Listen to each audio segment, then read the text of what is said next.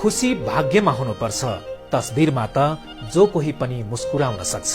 जिन्दगी एक साइकलको पाङ्ग्रा जस्तै हो, ब्यालेन्समा राखिराख्न लगातार चलाइराख्नु पर्छ। दुनियाँ अचम्मको छ, कुनै सम्बन्धको नाम नै हुँदैन, कुनै सम्बन्ध नामको मात्र हुन्छ। झुट पनि अचम्मको छ, आफूले बोले राम्रो, अरूले बोले नराम्रो।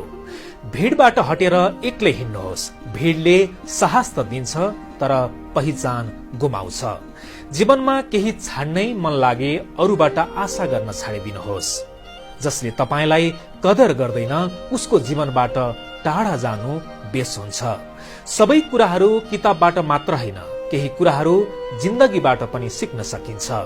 धेरै मानिसहरू यसकारण असफल हुन्छन् कि धेरै अरूको चियो चर्चो गर्छन्। आदरणीय मन, जीवनलाई ब्यालेन्समा ल्याउनको लागि जीवनमा आउने दुःख, संघर्ष, पीर, मर्का,